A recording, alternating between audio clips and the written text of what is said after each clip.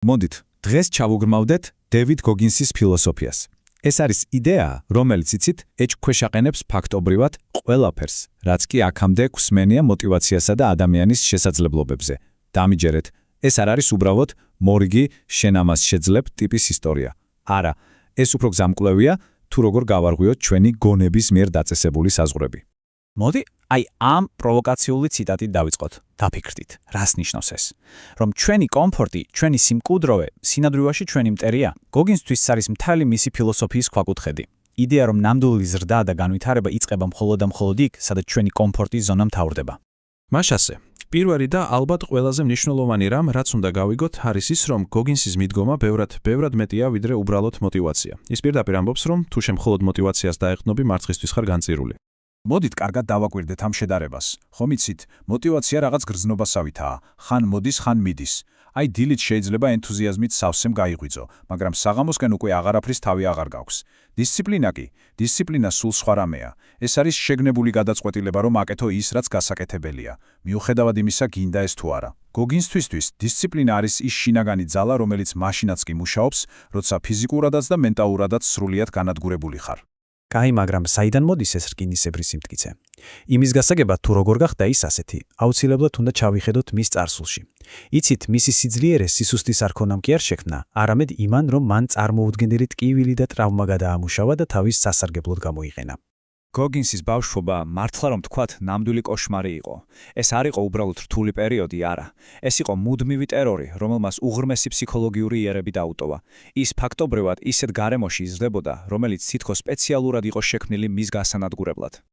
და ის სწორედ აქ დგება გადამწყვეტი მომენტი მის ცხოვრებაში.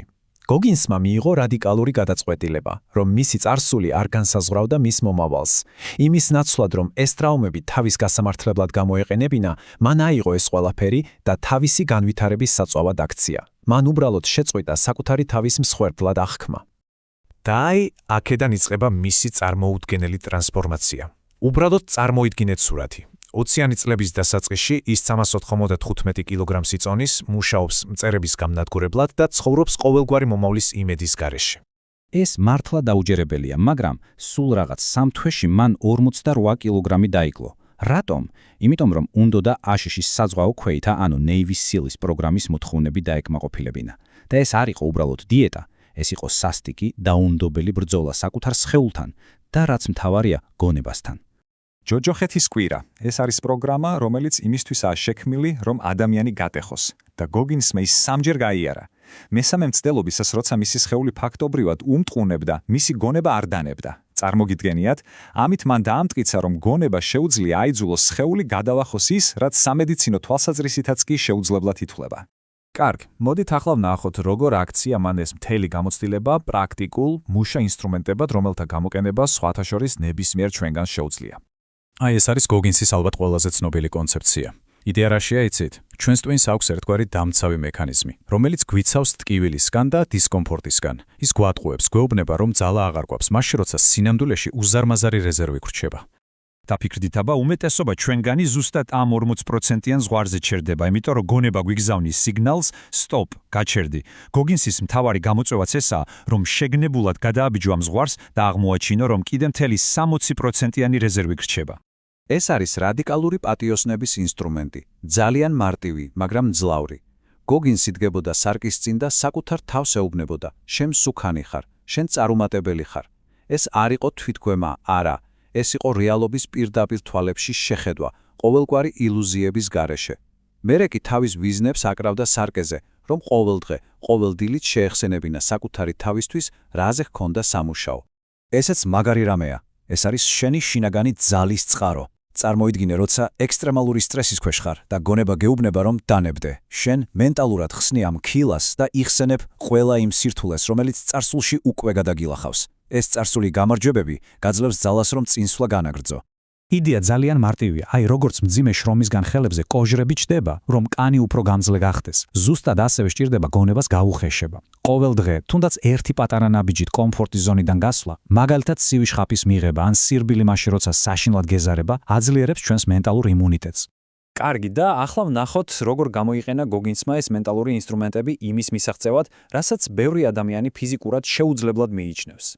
მისი პირველი 100 მილიანი, ანუ 160 კილომეტრიანი ულტრამარათონი. მან ეს დისტანცია გაირბინა ფაქტობრივად ყოველგვარი სპეციალური მომზადების გარეშე და რბოლის ბოლოს მას თირკმელები გაეთიშა და ფეხის ძვლები დაემსხვრა, მაგრამ მან მაინც დაასრულა.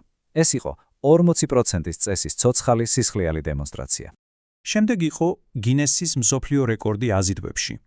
4020-ჯერ 24 საათში. ამას სხვადასხვის წინ უძღოდა 2 ძალიან მტკივნეული საჯარო მარცხი, მაგრამ ის მაინც არ დანებდა. და კიდევ ერთი პატარა დეტალი. მან ეს რეკორდი 24 საათის ნაცვლად სულ რაღაც 17 საათში დაამყარა. ეს აჩვენებს არა უბრალოდ გამძლეობას, არამედ იმ წარმოუდგენელ ინტენსივობას, რომლითაც ის მუშაობდა. და ბოლოს გოგინსის მთელი ეს ისტორია გვაბრუნებს იმ თავარ იდეასთან, რომელიც საბოლოო ჯამში თითოეულ ჩვენგანს ეხება. ხედავთ, საბოლოო ჯამში ყველაფერი ჩვენს შინაგან დიალოგზე დადის. ის თუ რას ვეუბნებით საკუთარ თავს ყველაზე რთულ მომენტებში, სწორედ ეს განსაზღვრავს ჩვენს ლიმიტებსაც და ჩვენს წარმატებასაც. აი ეს არის ამ ყველაფრის მთავარი დასკვნა. ჩვენ ვართ ჩვენი საკუთარი ყველაზე დიდი დაბრკოლება და შესაბამისად ჩვენვე ვართ ჩვენი საკუთარი ყველაზე დიდი იმედიც. გასაღები ჩვენს ხელშია. მოდით დავაზრულოთ ამ კითხვით, რომელიც ჩვენს აღქმულ საზღვრებს პირდაპირ ეჭქვეშაყენებს. შემდეგ ჯერზე, როცა თქვენი გონება გეწყვით, მორჩა, მეტი აღარ შემიძლია, უბრალოდ კითხეთ საკუთარ თავს, რა თუ ეს მხოლოდ 40%-ია?